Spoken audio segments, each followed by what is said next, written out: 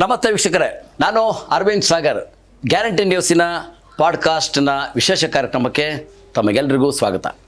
ಅಂದಹಾಗೆ ಇವತ್ತಿನ ಕಾರ್ಯಕ್ರಮದಲ್ಲಿ ಭಾಗವಹಿಸ್ತಾ ಇದ್ದಾರೆ ರಾಜ್ಯ ಪೊಲೀಸ್ ಮಹಾನಿರ್ದೇಶಕರಾಗಿ ಕೆಲಸ ಮಾಡಿ ಸೈ ಅನ್ಸ್ಕೊಂಡಿರ್ತಕ್ಕಂಥ ಸುಮಾರು 42 ವರ್ಷಗಳ ಕಾಲ ಅವಿರತವಾಗಿ ದುಡಿದಿರ್ತಕ್ಕಂಥ ನಿವೃತ್ತ ಹಿರಿಯ ಪೊಲೀಸ್ ಅಧಿಕಾರಿ ಶಂಕರ್ ಮಹಾದೇವ್ ಬಿದ್ರಿ ಅವರು ಇವತ್ತು ಗ್ಯಾರಂಟಿ ನ್ಯೂಸ್ನಲ್ಲಿ ನಮ್ಮೊಂದಿಗೆ ಪಾಡ್ಕಾಸ್ಟ್ ಕಾರ್ಯಕ್ರಮದಲ್ಲಿ ಅವರು ಭಾಗವಹಿಸ್ತಾ ಇದ್ದಾರೆ. ನಿಮ್ಮೆಲ್ಲರ ಪರವಾಗಿ ಗ್ಯಾರಂಟಿ ನ್ಯೂಸ್ ಪರವಾಗಿ ಅವರಿಗೆ ಸ್ವಾಗತವನ್ನು ಬಯಸ್ತೀನಿ. ಸರ್, ಕಾರ್ಯಕ್ರಮಕ್ಕೆ ಸ್ವಾಗತ. ಸರ್, ಏನಿಲ್ಲ, 42 ವರ್ಷಗಳ ಕಾಲ ಅವಿರತ ಸೇವೆಯನ್ನು ಸಲ್ಲಿಸಿರುವ ತಾವು ನಿವೃತ್ತಿಯ ಜೀವನದ ಆ ಸಿಹಿ ಕೈಯನ್ನು ಹೇಗೆ ನಡೆಸ್ಕೊಂಡು ಹೋಗ್ತಾ ಇದ್ದೀರಿ? ನಾನು ಸರ್ಕಾರದ ಸೇವೆಯಿಂದ ನಿವೃತ್ತನಾಗಿರೋದು ನಿಜ, ಆದರೆ ಸೇವೆಯಿಂದ ನಿವೃತ್ತನಾಗಿಲ್ಲ. ಈಗಲೂ ಸಹಿತ ನಾನು ಸೇವೆಯಲ್ಲಿದ್ದಾಗ ಯಾವ ರೀತಿ ಕೆಲಸ ಮಾಡ್ತಾಯಿದ್ದೆ ಅದಕ್ಕಿಂತಲೂ ಹೆಚ್ಚು ಗಂಟೆಗಳ ಕಾಲ ಕೆಲಸವನ್ನು ನಾನು ದಿನಾಲೂ ಮಾಡ್ತಾಯಿದ್ದೀನಿ. ಸೊ ನಿವೃತ್ತಿ ಜೀವನದಲ್ಲಿಯೂ ನನಗೆ ಕರ್ಮ ಅಥವಾ ಕಾಯಕ ಅಂದರೆ ಭಾಳ ಇಂಪಾರ್ಟೆಂಟು. ನನಗೆ ನಿವೃತ್ತಿ ಆಗಿದ್ದೀನಿ ಅಂತ ಇವತ್ತು ಅನ್ನಿಸ್ತಾ ಇಲ್ಲ. ಸರ್, ಒಂದು ಸಾಮಾನ್ಯ ಪ್ರಶ್ನೆ ಕಾಣುತ್ತೆ, ಯಾಕೆ ನೀವು ಪೊಲೀಸ್ ಅಧಿಕಾರಿ ಆದ್ರಿ? ನಾನು ಚಿಕ್ಕವನಿದ್ದಾಗ ಅಂದರೆ 71ರಿಂದ 76ರವರೆಗೆ ನಾನು ಇಂಡಿಯಲ್ಲಿ ಟೆಲಿಫೋನ್ ಆಪ್ರೇಟ್ರಾಗಿ ಕೆಲಸ ಮಾಡ್ತಾಯಿದ್ದೆ. ಆವಾಗ ಪೊಲೀಸ್ ಅಧಿಕಾರಿಗಳ ಜೊತೆ ಭಾಳ ಉತ್ತಮ ಸಂಪರ್ಕ ಬಂತು. ಆವಾಗ ಪೊಲೀಸ್ ಅಧಿಕಾರಿಗಳ ಕಾರ್ಯವೈಖರಿ ಮತ್ತು ಜನರಿಗೆ ಅವರು ಯಾವ ರೀತಿ ಸಹಾಯ ಮಾಡ್ಬೋದು ಮತ್ತು 24 ಗಂಟೆನೂ ಯಾವ ರೀತಿ ಕೆಲಸ ಮಾಡ್ಬೋದು ಅಂತಕ್ಕಂಥದ್ದನ್ನು ನಾನು ಕಣ್ಣಾರೆ ಕಂಡಿದ್ದೆ. ಅದರ ಪ್ರಭಾವದಿಂದ ನಾನು ಅವಕಾಶ ಸಿಕ್ಕಾಗ ಅಸಿಸ್ಟೆಂಟ್ ಕಮಿಷನರ್ ಹುದ್ದೆಗೆ ರಾಜೀನಾಮೆ ನೀಡಿ ನಾನು IPSಗೆ ಬಂದೆ. ನಿಮ್ಮ ಈ ಒಂದು ದೀರ್ಘ ಸೇವಾವಧಿಯಲ್ಲಿ ನೆನ್ಪಿಟ್ಕೊಳ್ಳುವಂಥದ್ದು ಏನಿದೆ ಸರ್? ಪ್ರತಿದಿನವೂ ನನಗೆ ನೆನಪಿಟ್ಕೊಳ್ತಕ್ಕಂಥದ್ದೇ ವಿಷಯ ಇದೆ. ನಾನು ಪೂರ್ತಿ 42 ವರ್ಷಗಳ ಕಾಲವು ಒಂದು ದಿನವೂ ವೇಸ್ಟ್ ಆಗಿದೆ ಅಥವಾ ಯಾವುದೇ ಒಂದು ವಿಶೇಷ ಇಲ್ಲದೆ ಇಲ್ಲ. ಆದರೆ ನನ್ನ ಜೀವನದಲ್ಲಿ ಪ್ರತಿಯೊಂದು ಹುದ್ದೆಯಲ್ಲಿ ಪ್ರತಿಯೊಂದು ದಿನವೂ ಸಹಿತ ನಾನು ಕೆಲಸ ಮಾಡ್ತಕ್ಕಂಥ ಅವಕಾಶ ಸಿಕ್ಕಿದೆ. ಪ್ರತಿಯೊಂದು ದಿನವನ್ನು ಸಹಿತ ನಾನು ಇವತ್ತು ನೆನಪಿನಲ್ಲಿ ಇಟ್ಕೊಂಡಿದ್ದೀನಿ. ಹೀಗೆ ನೀವು ನೆನಪಿನಲ್ಲಿ ನಿಮ್ಮ ಸೇವೆಯಲ್ಲಿ ನೆನಪಲ್ಲಿ ಇಟ್ಕೊಂಡಿರ್ತಕ್ಕಂಥ ಅಚ್ಚುಮೆಚ್ಚಿನ ಅಧಿಕಾರಿ ಅಂದರೆ ಯಾರು ಸರ್ ನಿಮಗೆ? ನನ್ನ ಅತ್ಯಂತ ಅಚ್ಚುಮೆಚ್ಚಿನ ಹಿರಿಯ ಅಧಿಕಾರಿ ಅಂದರೆ ನಮ್ಮ ದಿವಂಗತ ಶ್ರೀ BN ಗರುಡಾಚಾರ್ಯ ಅವರು. ನನಗೆ ಬಹಳ ಮಗನಿಗಿಂತ ಹೆಚ್ಚು ಚೆನ್ನಾಗಿ ನೋಡಿಕೊಂಡ್ರು. ನನಗೆ ಪೊಲೀಸ್ ಕೆಲಸವನ್ನು ಕಲಿಸಿದರು ಮತ್ತು ನನಗೆ ಭಾಳ ಉತ್ತೇಜನವನ್ನು ನೀಡಿದರು. ಅವರನ್ನು ನಾನು ಹಿರಿಯ ಅಧಿಕಾರಿಗಳಲ್ಲಿ ಅತ್ಯಂತ ಕರ್ತವ್ಯತೆಯಿಂದ ನೆನೆಸ್ಕೊಳ್ತೀನಿ. ಕಿರಿಯ ಅಧಿಕಾರಿಗಳಲ್ಲಿ ನನಗೆ ಅತ್ಯಂತ ಸಂತೋಷ ಮತ್ತು ಭಾಳ ಒಂದು ನೆಮ್ಮದಿ ತಂದುಕೊಟ್ಟಂಥ ಅಧಿಕಾರಿ ಅಂದರೆ ದಿವಂಗತ BN ನ್ಯಾಮಗೌಡ ಅಂತ. ಅವರು ನಮ್ಮಲ್ಲಿ ನಾನು ಬಳ್ಳಾರಿ SP ಆದಾಗ ಹೊಸಪೇಟೆಯಲ್ಲಿ ಸಬ್ ಇನ್ಸ್ಪೆಕ್ಟರ್ ಆಗಿದ್ದರು. ಅದಾದಮೇಲೆ ನಾನು ಬೆಂಗಳೂರು ಸಿಟಿಗೆ ಬಂದಾಗ ಅವರು ACP ಆಗಿ ಕೆಲಸ ಮಾಡಿದರು. ಭಾಳ ಉತ್ತಮ ಅಧಿಕಾರಿ. ತನಿಖಾ ಕಾರ್ಯದಲ್ಲಿ ಭಾಳ ಉತ್ತಮವಾದಂಥ ಒಂದು ಕೌಶಲ್ಯ ಪಡೆದಿದ್ದರು ಮತ್ತು ಭಾಳ ನಿಷ್ಠಾವಂತ ಅಧಿಕಾರಿ, ಪರಿಶ್ರಮಪೂರ್ವಕವಾಗಿ ದುಡಿತಕ್ಕಂಥ ಅಧಿಕಾರಿ. ಆ BN ನ್ಯಾಮಗೌಡರನ್ನು ನಾನು ಒಳ್ಳೆಯ ಅಧಿಕಾರಿ ಅಂತ ಪರಿಗಣಿಸ್ತೀನಿ. ಇವತ್ತು ತಮ್ಮ ದಿನಚರಿ ಹೇಗೆ ಆರಂಭ ಆಗುತ್ತೆ ಸರ್? ಈಗ ನಾನು ಮುಂಜಾನೆ 5:30ಗೆ ಹೇಳ್ತೀನಿ. ಎದ್ದ ಮೇಲೆ ಸುಮಾರು 6 ಗಂಟೆಯಿಂದ 7:30 ಗಂಟೆ ತನಕ ಒಂದು 5 ಕಿಲೋಮೀಟ್ರ್ ವಾಕಿಂಗ್ ಮಾಡ್ತೀನಿ. ಅದಾದಮೇಲೆ ನಾನು ಎಲ್ಲ ಪೇಪರ್ಗಳನ್ನು ಓದಿ ಆಮೇಲೆ ಸ್ನಾನ, ಪೂಜೆ, ಬ್ರೇಕ್ಫಾಸ್ಟ್ ಮಾಡ್ತೀನಿ. ಆಮೇಲೆ 9:15ರಿಂದ 12 ಗಂಟೆಯಲ್ಲಿ ಮನೆಯಲ್ಲೇ ಕೆಲಸ ಮಾಡ್ತೀನಿ. ಮುಂದೆ 12 ಗಂಟೆಗೆ ಊಟ ಮಾಡಿ ನಮ್ಮ ಆಫೀಸಿಗೆ ಹೋದರೆ 2 ಗಂಟೆಯಿಂದ 7 ಗಂಟೆವರೆಗೆ ನಾನು ಆಫೀಸಲ್ಲಿರ್ತೀನಿ. ಆಫೀಸಲ್ಲಿ ಯಾವ ರೀತಿಯ ಕೆಲಸ ನಿರ್ವಹಣೆ? ಆಫೀಸಲ್ಲಿ ನಾನು ಕಾನೂನು ಸಲಹೆಗಾರರಾಗಿ ಒಂದು 10 ಕಂಪ್ನಿಗಳಿಗೆ ಕೆಲಸ ಮಾಡ್ತೀನಿ. ಅವ್ರದ್ದು ಏನಾದರೂ ಸಮಸ್ಯೆಗಳಿದ್ದರೆ ಅವ್ರ ಕಂಪ್ನಿಯವರು ಬರ್ತಾರೆ ಅಥವಾ ಕೆಲವು ಸಲ ಇಮೇಲ್ ಮಾಡ್ತಾರೆ, ಕೆಲವು ಸಲ ಫೋನ್ ಮಾಡ್ತಾರೆ. ಅವ್ರಿಗೆ ಈ ಅವಶ್ಯವಿರ್ತಕ್ಕಂಥ ಕಾನೂನು ಗೈಡೆನ್ಸನ್ನು ನೀಡ್ತಕ್ಕಂಥ ಕೆಲಸ ಮಾಡ್ತೀನಿ. ಸರ್, ಈಗ ಕೆಲವರಿಗೆ ಭಾಳ ನಂಬಿಕೆ ದೇವರ ಬಗ್ಗೆ. ಹಾಗೆಯೇ ನೀವು ಆರಾಧಿಸುವ ದೇವರು ಕೊಟ್ಟ ಕಾಣಿಕೆ ಏನು ಸರ್? ನಾನು ಚಿಕ್ಕಂದಿದ್ದಾಗಲೂ ದೇವ್ರ ಪೂಜೆ, ದೇವರಲ್ಲಿ ನನಗೆ ಅನನ್ಯವಾದಂಥ ಒಂದು ಭಕ್ತಿ. 9ನೇ ವರ್ಷದಿಂದ ನಮ್ಮ ಮನೆಯಲ್ಲಿ ಇರ್ತಕ್ಕಂಥ ಜಗಲಿ ಮೇಲೆ ಇರ್ತಕ್ಕಂಥ ಎಲ್ಲ ದೇವರುಗಳ ಪೂಜೆ ಮಾಡೋದು, ಅದಾದಮೇಲೆ ನನ್ನ ಇಷ್ಟಲಿಂಗ ಪೂಜೆ ಮಾಡ್ಕೊಳ್ಳೋದು, ಅದನ್ನು ಮಾಡ್ಕೊಂಡೇ ನಾನು ಹೊರಗೆ ಹೋಗೋದು. ನಾನು 9ನೇ ವರ್ಷದಿಂದ 25ನೇ ವರ್ಷದವರೆಗೆ 24ನೇ ವರ್ಷದವರೆಗೆ ದಿನಾಲೂ 2 ಸಲ ಪೂಜೆ ಮಾಡ್ತಿದ್ದೆ. ಆದರೆ ನಾನು IPS ತರಬೇತಿಗಾಗಿ ಮಸೂರಿಗೆ ಹೋದಾಗ ಅಲ್ಲಿ ರಾತ್ರಿ ನಮಗೆ ಸ್ನಾನಕ್ಕೆ ನೀರು ಸಿಗ್ತಿದ್ದಿಲ್ಲ ಮತ್ತು ಭಾಳ ಚಳಿ ಇತ್ತು. ಹಾಗಾಗಿ ನಾನು ಆವಾಗಲಿಂದ ದಿವಸಕ್ಕೆ 1 ಸಲ ಪೂಜೆ ಮಾಡ್ತೀನಿ. ಸಾಮಾನ್ಯವಾಗಿ ಮನುಷ್ಯನಿಗೆ ಕಷ್ಟ ತಪ್ಪಿದ್ದಲ್ಲ, ಬಿದ್ರೆಯವರಿಗೂ ತಪ್ಪಿದ್ದಲ್ಲ, ಯಾರಿಗೂ ತಪ್ಪಿದ್ದಲ್ಲ ನೋಡಿ. ಕಷ್ಟ ಅಂತ ಬಂದಿದ್ದಿದ್ರೆ ನೆನಪಿಸ್ಕೊಳ್ಳೋದೇನು ನೀವು? ನನಗೆ ಜೀವನದಲ್ಲಿ ಯಾವುದೂ ಕಷ್ಟ ಅಂತ ಅನಿಸಲಿಲ್ಲ. ಅಂದರೆ ಕಷ್ಟವನ್ನು ಇಷ್ಟಪಟ್ಟು ಸ್ವೀಕರಿಸಿದ್ರಿ? ನನಗೆ ಕಷ್ಟ ಸುಖ ಅಂತೂ ಅನಿಸಲಿಲ್ಲ. ದಿನಾಲೂ ನನಗೆ ಸಂತೋಷದಲ್ಲೇ ಇದ್ದೀನಿ. ನಾನು ಕಷ್ಟದಲ್ಲಿಯೂ ಸಂತೋಷದಲ್ಲಿದ್ದೀನಿ, ಸುಖದಲ್ಲಿಯೂ ಸಂತೋಷದಲ್ಲಿದ್ದೀನಿ. ನಾನು ಕಾಡಿನಲ್ಲಿದ್ದಾಗೂ ಸಂತೋಷದಲ್ಲಿದ್ದೀನಿ, ಊರಿನಲ್ಲಿದ್ದಾಗೂ ಸಂತೋಷದಲ್ಲಿದ್ದೀನಿ, ಸೇವೆಯಲ್ಲಿದ್ದಾಗೂ ಸಂತೋಷದಲ್ಲಿದ್ದೀನಿ, ನಿವೃತ್ತಿಯಲ್ಲಿದ್ದಾಗೂ ಸಂತೋಷದಲ್ಲಿದ್ದೀನಿ. ನನಗೆ ಕಷ್ಟ ಅನ್ನೋದು ನನಗೆ ಅನಿಸಿಲ್ಲ ಇಲ್ಲಿವರೆಗೆ. ನನಗಿದು ಪ್ರಾಬ್ಲಮ್ ಬಂದಿದೆ, ಇದು ಬಂದಿದೆ ಅಂತ ಯಾವತ್ತೂ ಅನಿಸಿಲ್ಲ. ಯಾಕಂದರೆ ನನಗೆ ದೇವರಲ್ಲಿ ಅನನ್ಯವಾದಂಥ ಒಂದು ಭಕ್ತಿ. ಮುಂಜಾನೆ ನಾನೊಂದು ಪೂಜೆ ಮಾಡಿ ಹೊರಟ್ರೆ ಮುಂದಿನ 24 ಗಂಟೆ ತನಕ ನನಗೆ ಯಾವ ಕಷ್ಟವೂ ಬರಲ್ಲ ಅಂತ ನನಗೆ ಗೊತ್ತು. ಮತ್ತೆ ಮರುದಿವ್ಸ ಪೂಜೆ ಮಾಡಿದ್ಮೇಲೆ ಮತ್ತೆ 24 ಗಂಟೆಗೆ ರಿನ್ಯೂ ಆಗ್ತದೆ. ಅಂದರೆ ದೇವರ ಶಕ್ತಿ ರೂಪದಲ್ಲಿ ನಿಮ್ಮ ಜೊತೆಗಿರ್ತಾನೆ? ನಿಶ್ಚಿತವಾಗಿದ್ದಾನೆ. ಯಾಕಂದರೆ ನಾನು ಜೀವನದಲ್ಲಿ ಕನಿಷ್ಠ ಒಂದು 12-13 ಸಲ ಪ್ರಾಣ ಕಳ್ಕೊಬೇಕಾಗಿತ್ತು. ಆದರೆ ಪ್ರತಿ ಸಲನೂ ಸಹಿತ ನನ್ನ ಮುಂದಿದ್ದವ್ರು ಸತ್ತರು, ಮಗ್ಳಿಗಿದ್ದವ್ರು ಸತ್ತರು, ಹಿಂದಿದ್ದವ್ರು ಸತ್ತರು, ಅವ್ರ ಗಾಯಗಳದು. ಅದು ನಾನು ಯಾವುದೇ ತೊಂದರೆ ಇಲ್ಲದೆ ನಾನು ಬದುಕಿ ಬಂದಿದ್ದೀನಿ. ಅದು ವೀರಪ್ಪನ ಕಾರ್ಯಾಚರಣೆ ಆಯಿತು, ಬೇರೆ ಕಾರ್ಯಾಚರಣೆಗಳಲ್ಲಿಯೂ ಆಯಿತು. ಯಾಕಂದರೆ ನನ್ನ ಮಗ್ಳಿಗಿದ್ದವ್ರು ಸತ್ತರು, ನನ್ನ ಮುಂದಿದ್ದವ್ರು ಸತ್ತಿದ್ದಾರೆ, ಹಿಂದಿದ್ದವ್ರು ಸತ್ತಿದ್ದಾರೆ, ಹಿಂದಿದ್ದವ್ರಿಗೆ ಗುಂಡೇಟುಗಳಾಗಿದ್ದಾವೆ, ಮುಂದಿದ್ದವ್ರಿಗೆ ಗುಂಡೇಟಾಗಿದ್ದಾವೆ. ಅದರ ದೇವರು ನನ್ನ ಕಾಪಾಡಿದ. ಅದು ನನ್ನ ಬಲ ಅಲ್ಲ, ಅದು ದೈವ ಬಲ, ಪರಮಾತ್ಮನ ಕೃಪೆ. ತಾವು ತಮ್ಮ ವೃತ್ತಿಯ ಜೀವನದಲ್ಲಿ ಸಾಕಷ್ಟು ಹಿರಿಯ ರಾಜಕಾರಣಿಗಳ ಒಡನಾಟದಲ್ಲಿದ್ದವರು ಕೂಡ. ಹೌದು. ಯಾರು ನಿಮಗೆ ತುಂಬ ಆತ್ಮೀಯರು ಅಂತ ಅಂದ್ಕೊಳ್ತೀರಿ? ನನಗೆ ಅತ್ಯಂತ ಆತ್ಮೀಯರು ಅಂತಕ್ಕಂಥವರು ನನಗೆ ನಿಜಲಿಂಗಪ್ಪನವರು, ಮತ್ತು ಹೆಗಡೆಯವರು, ಮತ್ತು JH ಪಟೇಲರು ಮತ್ತು SR ಬೊಮ್ಮಾಯಿಯವರು. ಭಾಳ ಅಂದರೆ ಭಾಳ ನನಗೆ ಕ್ಲೋಸ್ ಇದ್ದರು. ನನ್ನ ಮೇಲೆ ಭಾಳ ಪ್ರೀತಿ, ನನ್ನ ಮೇಲೆ ಭಾಳ ವಿಶ್ವಾಸ ಇತ್ತು. ಮತ್ತು ನನಗೆ ಒಂಥರ ಭಾಳ ವಾತ್ಸಲ್ಯ ಮತ್ತು ಪ್ರೀತಿಯಿಂದ ನೋಡಿಕೊಂಡ್ರು ಎಲ್ಲರೂ. ಉಳಿದವರು ಸಹಿತ ನನ್ನ ಮೇಲೆ ಇಲ್ಲ. ಬಂಗಾರಪ್ಪನವರಾಗ್ಬೋದು, ಗುಂಡೂರಾವ್ ಆಗ್ಬೋದು, ಮತ್ತು ನಮ್ಮ ದೇವೇಗೌಡರು ಸಹಿತ ನನ್ನ ಮೇಲೆ ಭಾಳ ಇದನ್ನು ಇಟ್ಟಿದ್ರು. ಈಗ ಇವರೆಲ್ಲರೂ ನನ್ನ ಮೇಲೆ ಭಾಳ ಇದ್ದಿದ್ದರು. ಬಟ್ ಅತ್ಯಂತ ಆತ್ಮೀಯ ಅಂದರೆ ನನಗೆ ಯಾವಾಗ ಬೇಕು ಅವಾಗ ಹೋಗಿ ಅವ್ರಿಗೆ ಏನು ಬೇಕು ಮಾತಾಡ್ಬೋದು, ಏನು ಬೇಕು ಅದನ್ನು ಹೇಳ್ಬೋದು, ಏನು ಬೇಕು ಅದನ್ನು ಮಾಡಿಸ್ಬೋದು ಅಂತಕ್ಕಂಥ ವಿಶ್ವಾಸ ಇದ್ದದ್ದು ಸನ್ಮಾನ್ಯ ಶ್ರೀ ನಿಜಲಿಂಗಪ್ಪನವ್ರ ಜೊತೆ, ಶ್ರೀ ರಾಮಕೃಷ್ಣ ಹೆಗಡೆ ಅವ್ರ ಜೊತೆ, ಮತ್ತು ಶ್ರೀ JH ಪಟೇಲ್ರ ಜೊತೆ, ಶ್ರೀ SR ಬೊಮ್ಮಾಯಿ ಅವ್ರ ಜೊತೆ ಭಾಳ ಅಂದರೆ ಭಾಳ ಕ್ಲೋಸ್ ಆಗಿದ್ದೆ. ಯಾವ ಮುಖ್ಯಮಂತ್ರಿಗಳ ಕೆಲಸಗಳು ನಿಮ್ಗೆ ತುಂಬ ಇಷ್ಟ ಆಗಿರೋದು? ನನಗೆಲ್ಲಕ್ಕಿಂತ ಇಷ್ಟ ಆದವರು ಶ್ರೀ ರಾಮಕೃಷ್ಣ ಹೆಗಡೆ ಅವರು. ಯಾಕಂದರೆ ಅವರು ಮಾತು, ಅವರ ನಯ, ಅವರ ಸಂಸ್ಕೃತಿ, ಮತ್ತು ಅವರು ಅಧಿಕಾರಿಗಳೊಂದಿಗೆ, ಬೇರೆ ಜನಪ್ರತಿನಿಧಿಗಳೊಂದಿಗೆ ಮತ್ತು ಜನಸಾಮಾನ್ಯರೊಂದಿಗೆ ವ್ಯವಹರಿಸ್ತಕ್ಕಂಥ ರೀತಿ ಭಾಳ ಅಂದರೆ ಭಾಳ ಇಷ್ಟ ಇತ್ತು. ಮತ್ತು ಯಾವ ಮಾತು ಕಡಿಮೆ, ಅವರು ಏನಾದರೂ ಒಂದು ಮಾತು ಹೇಳಿದರೆ ಅದರ ಪ್ರಕಾರ ನಡ್ಕೊಳ್ತಾಯಿದ್ರು. ತಾವು ನಿವೃತ್ತಿಯ ಬಳಿಕ ರಾಜಕಾರಣಕ್ಕೆ ಹೋದ್ರಿ, ಮತ್ತೆ ವಾಪಸ್ ಹಿಂದಿರುಗಿದ್ರಿ, ಯಾಕೆ? ನಂದೊಂದು ಕನಸಿತ್ತು. ನನಗೆ ಈ 42 ವರ್ಷಗಳಲ್ಲಿ ಸೇವೆಯಲ್ಲಿ ಆದಂಥ ಅನುಭವವನ್ನು ರಾಜ್ಯಕ್ಕೆ ಉಪಯೋಗ ಮಾಡಬೇಕು. ಮತ್ತು ಈ ನಮ್ಮ ಕರ್ನಾಟಕ ರಾಜ್ಯ ಪರಮಾತ್ಮನ ಕೃಪೆಯಿಂದ ಭಾಳ ಸುಭಿಕ್ಷವಾದಂಥ ರಾಜ್ಯ. ನೈಸರ್ಗಿಕವಾಗಿರ್ಬೋದು, ಮಾನವ ಸಂಪನ್ಮೂಲ ಇರ್ಬೋದು, ಖನಿಜ ಸಂಪನ್ಮೂಲ ಇರ್ಬೋದು, ಹವಾಮಾನ ಇರ್ಬೋದು, ಮತ್ತು ಒಳ್ಳೆಯ ಸಂಸ್ಕೃತಿ ಇರ್ಬೋದು.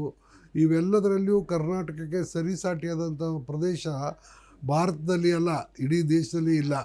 ನನಗೊಂದು ಕನಸು ಮತ್ತು ಒಂದು ಯೋಜನೆ ಇತ್ತು. ಏನು ಅಂದರೆ, ಒಂದು ಅವಕಾಶ ಸಿಕ್ಕರೆ ಕರ್ನಾಟಕದ ಒಂದು ಆರ್ಥಿಕ ಪರಿಸ್ಥಿತಿಯನ್ನು ಅಂದರೆ GDP-ಯನ್ನು ಫ್ರಾನ್ಸ್ ಮತ್ತು ಇಂಗ್ಲೆಂಡ್ಗಿಂತ ಮುಂದೆ ತರ್ಬೋದು ಅಂತಕ್ಕಂಥದ್ದು ನನ್ನ ಯೋಚನೆ ಮತ್ತು ನಂಬಿಕೆ ಆಗಿತ್ತು. ಅದು ಫ್ರಾನ್ಸ್ ಮತ್ತು ಇಂಗ್ಲೆಂಡ್ಗಿಂತ ನಮ್ಮ ಕರ್ನಾಟಕ ಒಂದು 40% ಮಾತ್ರ ಇದೆ ಏರಿಯಾದಲ್ಲಿ ಇದರಲ್ಲಿ ನೋಡಿದರೆ. ಆದರೆ ನನಗೇನು ಸರಿಯಾದ ರೀತಿಯಲ್ಲಿ ಒಂದು 5-10 ವರ್ಷ ಕೆಲಸ ಮಾಡಿದರೆ ನಮ್ಮ ರಾಜ್ಯ ಫ್ರಾನ್ಸ್ ದೇಶದ ಬಗ್ಗೆ ಮಾತಾಡ್ತಾ ಇಲ್ಲ ನಾನು, ಬರೀ 1,92,800 ಚದರ ಕಿಲೋಮೀಟರ್ ಇರ್ತಕ್ಕಂಥ ಮತ್ತು 7 ಕೋಟಿ ಜನರು ಇರ್ತಕ್ಕಂಥ ಈ ಕರ್ನಾಟಕ ರಾಜ್ಯ ಫ್ರಾನ್ಸ್ ಮತ್ತು ಇಂಗ್ಲೆಂಡ್ಗಿಂತಲೂ ಸಹಿತ ಆರ್ಥಿಕವಾಗಿ ಬಲಾಢ್ಯ ಆಗ್ತಕ್ಕಂಥ ಒಂದು ಅವಕಾಶ ಇತ್ತು ಅಂತ ನನಗನ್ನಿಸಿತ್ತು. ಅದನ್ನು ಮಾಡಬೇಕಂತ ನಾನು ಹೋದೆ. ಆದರೆ ಏನಿದೆ ಅಂದರೆ ರಾಜಕೀಯಕ್ಕೆ ಅದರದೇ ಆದಂಥ ಆಯಾಮ ಅದಾವೆ. ನಾವು ಅದಕ್ಕೆ ಯಾರನ್ನು ದೂಷಣೆ ಮಾಡಲಿಕ್ಕಾಗಲ್ಲ. ಎಲ್ಲರೂ ಅದಕ್ಕೆ ಜವಾಬ್ದಾರಿದ್ದಾರೆ. ಜನಪ್ರತಿನಿಧಿಗಳು ಜವಾಬ್ದಾರಿದ್ದಾರೆ, ರಾಜಕೀಯ ಪಕ್ಷಗಳು ಜವಾಬ್ದಾರಿದ್ದಾರೆ, ಜನಸಾಮಾನ್ಯರು ಜವಾಬ್ದಾರಿದ್ದಾರೆ. ನಾನು ಏನೋ ಒಂದು ನಮ್ಮ ಟ್ರ್ಯಾಕ್ ರೆಕಾರ್ಡ್ ನೋಡಿ, ನಮ್ಮ ಉದ್ದೇಶ ನೋಡಿ ಒಂದು ಅವಕಾಶ ಜನ ಕೊಡ್ತಾರಂತ ನಾನು ಭಾವಿಸಿದ್ದೆ. ಆದರೆ ಹಾಗಿಲ್ಲ. ಯಾಕಂದರೆ ಜನ ಸಂಘಟನೆ ನೋಡ್ಕೋತಾರೆ, ಜನ ಪಾರ್ಟಿ ಅಂತ ನೋಡ್ಕೋತಾರೆ. ಮುಂದೆ ಜನ ಏನು ಮಾಡ್ತಾರೆ ಅಂದರೆ ಆರ್ಥಿಕವಾಗಿ ಅವ್ರಿಗೇನು ಲಾಭ ಆಗುತ್ತೆ ನೋಡ್ತಾರೆ, ಮತ್ತು ಜನಗಳು ತಮಗೇನು ಲಾಭ ಆಗುತ್ತೆ ಅಂತ ವೈಯಕ್ತಿಕವಾಗಿ ನೋಡ್ತಾರೆ. ಇದು ಜನಪ್ರತಿನಿಧಿಗಳು ಅಷ್ಟೇ ಅಲ್ಲ, ಜನರಲ್ಲಿಯೂ ಈ ಒಂದು ಬಲಹೀನತೆ ಇದೆ. ಮತ್ತು ನಾನು ದುಡ್ಡು ಕೊಟ್ಟು, ಸರಾಯಿ ಕೊಟ್ಟು ಮತ್ತು ಜಾತಿ ಆಧಾರದ ಮೇಲೆ ನಾನು ಚುನಾವಣೆ ಗೆಲ್ಲಲಿಕ್ಕೆ ನನಗೆ ಮನಸ್ಸು ಒಪ್ಪಲಿಲ್ಲ. ನಾನು ಪ್ರಯತ್ನ ಮಾಡಿದೆ. ಮೊದಲು ಕಾಂಗ್ರೆಸ್ಸಲ್ಲಿ ಪ್ರಯತ್ನ ಮಾಡಿದೆ, ಆಮೇಲೆ ಇಂಡಿಪೆಂಡೆಂಟಾಗಿಯೂ ಪ್ರಯತ್ನ ಮಾಡಿದೆ, ನಾನೇ ಪಾರ್ಟಿ ಕಟ್ಟಬೇಕಂತೂ ಪ್ರಯತ್ನ ಮಾಡಿದೆ, ಅದೂ ಆಗಲಿಲ್ಲ. ಅದಾದಮೇಲೆ ನಾನು ಮೋದಿಯವರು ಬಂದ ಮೇಲೆ ಅವರು ಬಂದಿದ್ದಾರೆ, ಅವ್ರ ವಿಚಾರ ನನ್ನ ವಿಚಾರ ಒಂದೇ ಇದ್ದಾವೆ, ಅಲ್ಲಿ ಆದರೂ ಕೆಲಸ ಮಾಡಬೇಕಂತ ಮಾಡಿದ್ದೆ. ಅಲ್ಲಿಯೂ ಸಹಿತ ಏನಿದೆ ಅಂದರೆ ಈಗಾಗಲೇ ಮುಂದಿರ್ತಕ್ಕಂಥ ಜನ ಬೇರೆಯವರು ಬರಲಿಕ್ಕೆ ಅವಕಾಶ ಕೊಡೋದಿಲ್ಲ. ಅದು ಮನುಷ್ಯ ಸ್ವಭಾವ ಅಂತ ಹೇಳ್ಬೋದು. ಅವರು ಅವಕಾಶ ಕೊಡೋದಿಲ್ಲ, ಮತ್ತು ಯಾರಾದರೂ ನಮ್ಮಂಥವ್ರು ಬರ್ತಾರಂತಂದರೆ ಮೊಟ್ಟ ಮೊದಲು ಅವಕಾಶ ಕೊಡೋದಿಲ್ಲ. ಹಾಗಾಗಿ ಗೊತ್ತಾಯಿತು ನನಗೆ ರಾಜಕೀಯ ಅಂದರೆ ಏನು ಅಂತ. ಮತ್ತು ಎರಡನೇದಾಗಿ ಏನು ಇವತ್ತು ದುರ್ದೈವದಿಂದ ರಾಜಕೀಯ ಏನಾಗಿದೆ, ಪಕ್ಷಾತೀತವಾಗಿ, ಪ್ರದೇಶಾತೀತವಾಗಿ ಇವತ್ತು ದುರ್ಮಾರ್ಗದಿಂದ ದುಡ್ಡು ಗಳಿಸೋದು, ಆ ದುಡ್ಡನ್ನು ಖರ್ಚು ಮಾಡಿ ಅಧಿಕಾರದಲ್ಲಿರೋದು, ಅಥವಾ ಆ ದುರ್ಮಾರ್ಗದಲ್ಲಿ ದುಡ್ಡು ಗಳಿಸಿದ್ದನ್ನು ಒಂದು ವೇಳೆ ಅಧಿಕಾರ ಹೋದರೆ ಮತ್ತು ಅದೇ ದುಡ್ಡನ್ನು ಉಪಯೋಗ ಮಾಡಿ ಅಧಿಕಾರಕ್ಕೆ ಬರಲಿಕ್ಕೆ ಪ್ರಯತ್ನ ಮಾಡೋದು. ನೋ ಹೋಲ್ಡ್ಸ್ ಬಾರ್ಡ್ ಅಂತಕ್ಕಂಥ ಪರಿಸ್ಥಿತಿ ಇದೆ. ಮತ್ತು ಯಾವ ಲೀಡ್ರು ಏನೇ ಹೇಳಿದರೂ ಸಹಿತ ಜನರ ಅಭಿವೃದ್ಧಿ, ರಾಜ್ಯದ ಅಭಿವೃದ್ಧಿ, ದೇಶದ ಅಭಿವೃದ್ಧಿ ಯಾರಿಗೂ ಪ್ರಯಾರಿಟಿ ಅಲ್ಲ, ಯಾರಿಗೂ ಆದ್ಯತೆ ಇಲ್ಲ. ಅದ್ರ ಬಗ್ಗೆ ಅಧಿಕಾರದಲ್ಲಿರೋದು ಮೊದಲನೇ ಆದ್ಯತೆ, ಆಮೇಲೆ ಏನೋ ಒಂದು ಸ್ವಲ್ಪ ಅವಕಾಶ ಸಿಕ್ಕರೆ ಸಾಧ್ಯದಷ್ಟು ಕೆಲಸ ಮಾಡೋದು ಆದ್ಯತೆ. ಈ ನಮ್ಮನ್ನು ನಾವು ವಂಚನೆ ಮಾಡ್ಕೊಳ್ಳೋದ್ರಲ್ಲಿ ಅರ್ಥ ಇಲ್ಲ. ಕಟು ಸತ್ಯ ಇದು ಇದೆ, ಅದನ್ನು ನಾವು ಒಪ್ಕೋಬೇಕು. ಮತ್ತು ಎರಡನೇದಾಗಿ ನಾವು 42 ವರ್ಷ ನಾನು ಸಾರ್ವಜನಿಕ ಸೇವೆಯಲ್ಲಿ ನಾನು ಏನು ಒಂದು ನೀತಿ ಪಾಲನೆ ಮಾಡ್ಕೊಂಡು ಬಂದಿದ್ದೀನಿ, ಅವಕ್ಕೆಲ್ಲ ತಿಲಾಂಜಲಿ ಹೇಳೋ ಪರಿಸ್ಥಿತಿ ಬರ್ತದೆ ಅಂತ ನನಗೆ ಅರ್ಥ ಆಯಿತು. ಮತ್ತು ನಮ್ಮ ಮಕ್ಕಳಿಗೆ ಅದು ನಾವು ಆಸ್ತಿ ಬಿಟ್ಟು ಹೋಗದಿದ್ದರೂ ಚಿಂತೆ ಇಲ್ಲ, ಆದರೆ ಕೆಟ್ಟ ಹೆಸರು ಬಿಟ್ಟು ಹೋಗಬಾರ್ದು ಅಂತ. ಯಾಕಂದ್ರೆ ನಮ್ಮ ಮಕ್ಕಳು ನಮಗಿಂತ ಚೆನ್ನಾಗಿ ಕೆಲಸ ಮಾಡಿ ಒಳ್ಳೆಯ ಹೆಸರು ಪಡಿತಾ ಇದ್ದಾರೆ. ಆದ್ದರಿಂದ ನಾನು ಬೇಡ ರಾಜಕೀಯ ಅಂತ 2018ರಲ್ಲಿ ತೀರ್ಮಾನ ಮಾಡಿ ನಾನು ತಟಸ್ಥನಾಗಿ ಉಳಿದಿದ್ದೀನಿ. ಅವತ್ತು ಇದು ಜಾತ್ಯತೀತ ರಾಷ್ಟ್ರ ಅಂತ ಅಂದ್ಕೊಳ್ತೀರಾ? ಇಲ್ಲ, ಜಾತ್ಯತೀತ ರಾಷ್ಟ್ರ ಅಂತ ಸಂವಿಧಾನದಲ್ಲಿ ಇದ್ದರೂ ಸಹಿತ ಈ ಪ್ರತಿಯೊಂದು ರಾಜಕೀಯ ತೀರ್ಮಾನಗಳು ಧರ್ಮ ಮತ್ತು ಜಾತಿಯನ್ನು ಆಧರಿಸಿ ಆಗ್ತವೆ. ಅದು ವಿಪರ್ಯಾಸ. ಹೆಸರಿಗೆ ಜಾತ್ಯತೀತ ಇದೆ, ಆದರೆ ಎಲ್ಲ ಪಕ್ಷಗಳಲ್ಲಿ ಹೆಚ್ಚು ಕಡಿಮೆ ನನಗನ್ಸಿದ ಮಟ್ಟಿಗೆ ಕಮ್ಯುನಿಸ್ಟ್ ಪಕ್ಷ ಒಂದು ಬಿಟ್ಟು ಇರ್ಬೋದು ಅನಿಸುತ್ತೆ. ಎಲ್ಲ ನಿರ್ಧಾರಗಳು ಜಾತಿ ಮತ್ತು ಧರ್ಮ ಆಧಾರಿತವಾಗೇ ಇದ್ದಾವೆ. ಜಾತಿ ಗಣತಿ ಬಗ್ಗೆ ನಿಮ್ಗೆ ನಂಬಿಕೆ? ಜಾತಿ ಗಣತಿ ಆಗಬೇಕು. ಯಾಕಂದರೆ ನಮ್ಮಲ್ಲಿ ಅಸಮಾನತೆ ಭಾಳಿದೆ. ಯಾಕಂದರೆ ನಮ್ಮ ದೇಶದಲ್ಲಿರ್ತಕ್ಕಂಥ 1% ಜನ ಇವತ್ತು 40% ದೇಶದ ಸಂಪನ್ಮೂಲಗಳು ಅಂದರೆ ಆಸ್ತಿಯ ಒಡೆತನ ಹೊಂದಿದ್ದಾರೆ. ಮತ್ತು ಸಮಾಜದಲ್ಲಿ ಇರ್ತಕ್ಕಂಥ ಕೆಳಗಡೆ ಇರ್ತಕ್ಕಂಥ 60% ಜನರದು ಕೇವಲ 20% ಅವ್ರ ಕಡೆ ಆಸ್ತಿ ಇಲ್ಲ. ಇಂಥ ಪರಿಸ್ಥಿತಿಯಲ್ಲಿ ಆರ್ಥಿಕ ಅಸಮಾನತೆ ಭಾಳಿದೆ. ಮತ್ತು ಗ್ರಾಮೀಣ ಜನರ ಆರ್ಥಿಕ ಪರಿಸ್ಥಿತಿ ನಗರ ಪ್ರದೇಶದ ಜನರ ಆರ್ಥಿಕ ಪರಿಸ್ಥಿತಿಯಲ್ಲಿ ಅಜಗಜಾಂತರ ಆದಂಥ ಒಂದು ವ್ಯತ್ಯಾಸ ಇದೆ. ಆ ಕಾರಣದಿಂದ ಈ ಜಾತಿ ಗಣತಿ ಮಾಡಿ ಯಾರು ಹಿಂದೆ ಉಳಿದಿದ್ದಾರೆ ಆರ್ಥಿಕವಾಗಿ, ಸಾಮಾಜಿಕವಾಗಿ, ಶೈಕ್ಷಣಿಕವಾಗಿ ಅವ್ರಿಗೆ ವಿಶೇಷವಾದಂಥ ಸೌಲಭ್ಯವನ್ನು ಕಲ್ಪಿಸೋದು ಸರಿಯಾದ ಕ್ರಮ ಅಂತ ನಾನು ಮೊದಲಿಂದ ನಂಬಿದ್ದೇನೆ, ಈಗಲೂ ನಂಬಿದ್ದೇನೆ. ಆದ್ದರಿಂದ ಜಾತಿ ಗಣತಿ ಮಾಡಬೇಕು. ಜಾತಿ ಗಣತಿ ಅಂದರೆ ಅದು ಜಾತಿ ಗಣತಿ ಅಲ್ಲ, ನಿಜವಾಗಿಯೂ ಅದು ಶೈಕ್ಷಣಿಕ, ಸಾಮಾಜಿಕ, ಆರ್ಥಿಕ ಸಮೀಕ್ಷೆ. ಅದನ್ನು ಮಾಡಿ ಅದರಲ್ಲಿ ಯಾರು ಹಿಂದುಳಿದವರು ಅಂತ ಕಂಡು ಬರ್ತಾರೋ ಅದು ಅವರಿಗೆ ಹೆಚ್ಚಿನ ಸೌಲಭ್ಯಗಳನ್ನು ಒದಗಿಸೋದು ಸರ್ಕಾರದ ಧರ್ಮ, ಸಮಾಜದ ಧರ್ಮ ಅಂತ ಭಾವಿಸಿದ್ದೀನಿ. ಮತ್ತು ಇದು ಸಮಾಜಕ್ಕೆ ಒಂದು ಉತ್ತಮವಾದಂಥ ಒಂದು ಹೆಜ್ಜೆ ಅಂತ ನನ್ನ ಅಭಿಪ್ರಾಯ. ಈಗ ನೋಡಿ ಏನಿದೆ ಅದು ಇಷ್ಟೇ, ಎಲ್ಲರೂ ಭಾರತಾಂಬೆಯ ಮಕ್ಕಳು. ಈಗ ಭಾರತಾಂಬೆಗೆ 5 ಜನ ಮಕ್ಕಳದಾರ ತಿಳ್ಕೊಳ್ಳಿ. ಅದರಲ್ಲಿ 2 ಜನ ಭಾಳ ಬಲಹೀನರಿದ್ದಾರೆ, ಅಶಕ್ತರಿದ್ದಾರೆ. ಅವ್ರಿಗೆ ಶಕ್ತಿ ಇಲ್ಲ ಅಂದಾಗ ಅವರೆಲ್ಲರೂ ಒಂದೇ ಪಂಕ್ತಿಯಲ್ಲಿ ಊಟಕ್ಕೆ ಕೂತಾಗ 3 ಜನ ಬಲಶಾಲಿಗಳಿದ್ದಾರೆ, ಒಪ್ಕೊಳ್ಳೋಣ, ಅವ್ರದ್ದೇನು ಪ್ರಾಬ್ಲಮ್ ಇಲ್ಲ. ಇನ್ನಿಬ್ಬರು ಬಲಹೀನರಿದಾರ, ಅಶಕ್ತರಿದಾರ ಅಂತ ತಿಳ್ಕೊಳ್ಳೋಣ. ಆವಾಗ ತಾಯಿ ಏನು ಮಾಡ್ತಾಳೆ, ಅವ್ರಿಗೆ ಒಂದು ಬಾಳೆಹಣ್ಣು ಹೆಚ್ಚಿ ಕೊಡ್ತಾಳೆ, 1-2 ಸೌಟು ತುಪ್ಪ ಹೆಚ್ಚಾಕ್ತಾಳೆ. ಹಾಗೆ ಇದು ಹಿಂದುಳಿದವ್ರಿಗೆ ಅವಕಾಶ ಕಲ್ಪಿಸೋದು ಅಂದರೆ ಇಷ್ಟೇ. ಹಿಂದುಳಿದವರು ಭಾರತ ಮಾತೆಯ ಮಕ್ಕಳು, ಮುಂದುವರೆದವರು ಭಾರತ ಮಾತೆಯ ಮಕ್ಕಳು.